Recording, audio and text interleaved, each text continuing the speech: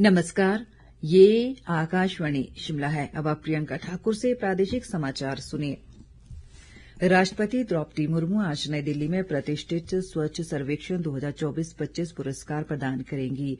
इस कार्यक्रम में शहरी भारत के सबसे स्वच्छ शहरों को सम्मानित किया जाएगा और स्वच्छ भारत मिशन शहरी को आगे बढ़ाने के प्रयासों को मान्यता दी जाएगी। इस वर्ष ये पुरस्कार 4 श्रेणियों में प्रदान किए जाएंगे, जिनमें सुपर स्वच्छ लीग शहर और अधिक जनसंख्या वाले 5 शहरों में से शीर्ष 3 स्वच्छ शहर शामिल हैं। आवासन और शहरी कार्य मंत्रालय ने कहा कि इस वर्ष कुल 78 पुरस्कार प्रदान किए जाएंगे। मंत्रालय ने कहा कि स्वच्छ सर्वेक्षण 2024-25 में शहरी स्वच्छता और सेवा वितरण का आंकलन करने के लिए एक स्मार्ट और सकारात्मक दृष्टिकोण अपनाया गया है, जो शहरों में स्वच्छता और अपशिष्ट प्रबंधन का संपूर्ण दृश्य प्रस्तुत करता है।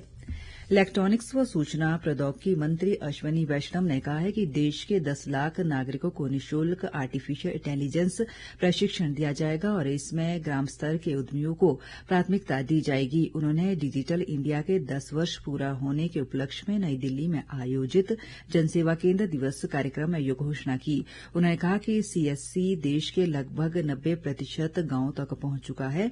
वैष्णव ने सभी ग्रामीण उद्यमियों से नागरिकों को IRCTC सेवाएं प्रदान करने का आग्रह किया।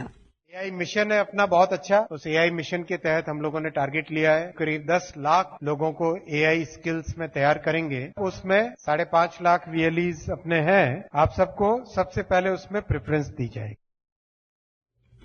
राजस्व व बागवानी मंत्री जगत सिंह नेगी ने कहा है कि प्रदेश में प्राकृतिक आपदा से भूमिहीन हुए लोगों को रहने व खेती के लिए जमीन उपलब्ध कराने के उद्देश्य से राज्य सरकार ने केंद्र से FC एक्ट 1980 में संशोधन की मांग की है। शिमला में पत्रकारों से बातचीत में उन्होंने कहा कि इस मामले को लेकर राज्य सरकार सुप्रीम कोर्ट में एक याचिका भी दायर करेगी। के हजारों बीघे जमीन बह गए, लोगों के पास अपने लिए कोई अब जगह नहीं बची। जो प्राकृतिक आपदाएं आती है उसमें हमें वन भूमि लोगों को चाहे उनके बह गई जमीन के बदले में देना पड़े या उनको आशियाना बनाने के लिए देना पड़े, तो ये हम अभी जो केंद्र को प्रस्ताव भी भेजा विधानसभा से और अभी हम जो माननीय जो सुप्रीम कोर्ट में भी एक याचिका दायर करने जा रहे सरकार की तरफ से कि हिमाचल में जो सारी जमीन जो है वन भूमि मानी गई है उसमें एक तो वन भूमि की जो परिभाषा है उसको लेकर हम आगे जा रहे हैं और FCA में जो है संशोधन के लिए हम आगे जा रहे हैं। सीटू और किसान सभा के बैनर तले शिमला 4 लेन के प्रभावितों ने चक्का स्थित NHAI के दफ्तर के सामने विरोध प्रदर्शन किया। सीटू के प्रदेश अध्यक्ष विजेंद्र मेहरा ने कहा कि 4 लेन निर्माण कर रही कंपनियों द्वारा अवैज्ञानिक तरीके से सड़क निर्माण का कार्य किया जा रहा है, जिससे कैथली घाट से ढली तक 9 पंचायतों के लोग प्रभावित हो रहे हैं। उन्होंने कहा कि अवैज्ञानिक कटिंग और अवैध डंपिंग से लोगों के घर, खेत, रास्ते और पेयजल स्रोत प्रभावित हुए हैं।